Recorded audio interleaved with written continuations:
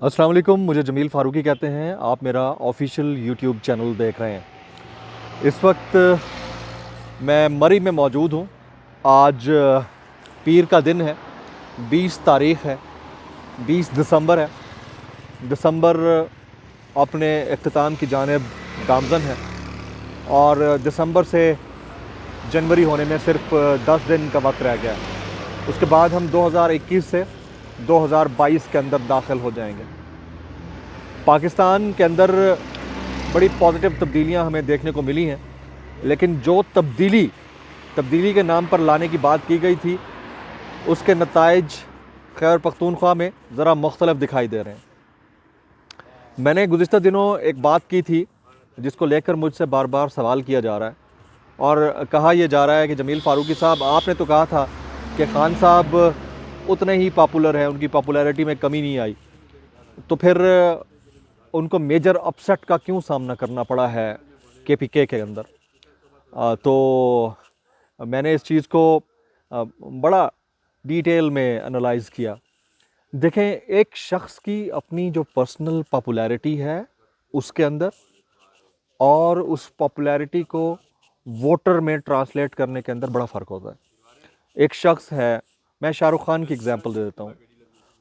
उसका कैरिज़मा अपनी जगह पर होगा, वो कहीं खड़ा हो तो हो सकता है 5 लाख लोगों का मजमा इकट्ठा हो जाए और उसको वेव कर रहे हों, शाउट कर रहे हों, उससे प्यार और मोहब्बत का इजहार कर रहे हों, ये एक अलग चीज़ है।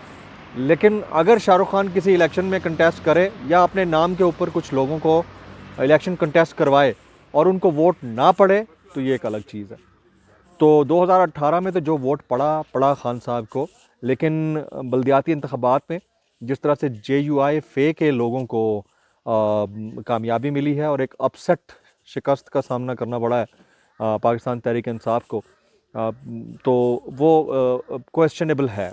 तो यहाँ पर अब कितना भी बड़ा कैरिज़मा क्यों ना हो, कितनी भी बड़ी शख्सी हिसार के अंदर पब्लिक क्यों ना आ जाए, लेकिन एक बात तय है कि हुकूमतें जब चलाई जाती हैं तो सिर्फ़ और सिर्फ कारकर्दगी की बुनियाद के ऊपर चलाई जाती हैं। हुकूमतों का चलना कारकर्दगी की बुनियादों के ऊपर चलने के ऊपर डिपेंड करता है। यानी बग़ैर कारकर्दगी के आप ये नहीं कह सकते कि पब्लिक निकलेगी और वोट करना शुरू कर देगी। और यही रिज़ल्ट आया केपीके के बल्दियाती इंतखाबात के अंदर। और केपीके के बल्दियाती इंतखाबात के अंदर जिस तरह से पाकिस्तान तहरीक इंसाफ को मेजर अपसेट शिकस्त का सामना करना पड़ा है, वो हम सब देख रहे हैं, उसको अंडरस्टैंड भी कर रहे हैं। और ज़िमनी इंतखाबात में से आप देखें कि 13 ज़िमनी इंतखाबात में से 13 जो बाई इलेक्शंस हैं, उनमें से 12 बाई इलेक्शंस नून लीग जीत रही है या पीपल्स पार्टी जीत रही है। सिर्फ एक में पाकिस्तान तहरीक इंसाफ को कामयाबी मिली है। अब ये एक अलग बात है कि 2023 तक खान साहब की गवर्नमेंट निकल जाए। ये भी एक अलग बात है कि खान साहब अपनी मुद्दत हुकूमत मुकम्मल कर लें, लेकिन ये इस चीज़ की गारंटी नहीं है कि अगर आपने परफॉर्म नहीं किया तो फिर भी लोग आपको सिलेक्ट करते रहेंगे, फिर भी लोग आपको इलेक्ट करवाते रहेंगे। ये खारिज इम्कान बात है। और जो केपीके के अंदर हुआ है, तो आप सोचिए कि महंगाई का तलातुम, रोज़ाना की बुनियाद के ऊपर चीज़ों का महंगा होना, लोकल लेवल के ऊपर लोगों को जो वादे वईद किए गए थे उन वादे वईद को पूरा ना किया जाना, लोगों को फैसिलिटेट ना किया जाना, नारों का मारा जाना लेकिन नारों के नताइज सामने ना आना, ये वो असरात हैं जिन्होंने खान साहब की पार्टी को बड़ा डेंट पहुंचाया है केपीके के अंदर। और ये बात अंडरस्टैंड करने वाली होगी केपीके के लेवल के ऊपर और नेशनल लेवल के ऊपर पाकिस्तान तहरीक इंसाफ को और खान साहब को इस चीज़ को अब रियलाइज़ कर लेना चाहिए कि आपका कैरिज़मा कितना बड़ा क्यों ना हो, आप एक स्टेडियम में नारे लगवा सकते हैं, लोगों को खड़ा कर सकते हैं, उनसे शाउट करवा सकते हैं, उनको चेयर कर सकते हैं, बड़ी ज़बरदस्त बात है। या आपकी पर्सनैलिटी इतनी बड़ी है, आपको लोग लाइक करते हैं। लेकिन ये मुमकिन नहीं है अब कि अगर आप परफॉर्म नहीं भी कर रहे होंगे, उसके बावजूद लोग आपको खड़े होकर वोट दे रहे होंगे। उसके लिए आपको डोर टू डोर कैंपेन भी करना होगी और लोगों को रिलीफ देना होगा। ये रिलीफ अगर आप लोग नहीं देते तो मसाइल बढ़ते जाएंगे।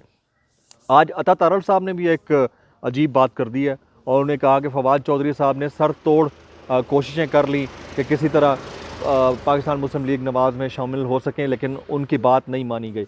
तो मैं जहाँ तक फवाद चौधरी साहब को जानता हूँ, मुझे इतना पता है कि जिस वक्त उन्हें किसी और जमात के अंदर शामिल होना हुआ तो पार्टी खुद चल कर आएगी और उन्हें ले लेगी कि उनका ताल्लुक एक ऐसे बैकग्राउंड से है और वो इतना इस्टेब्लिशमेंट के करीब हैं कि उनको किसी पार्टी के पास जाना नहीं पड़ेगा।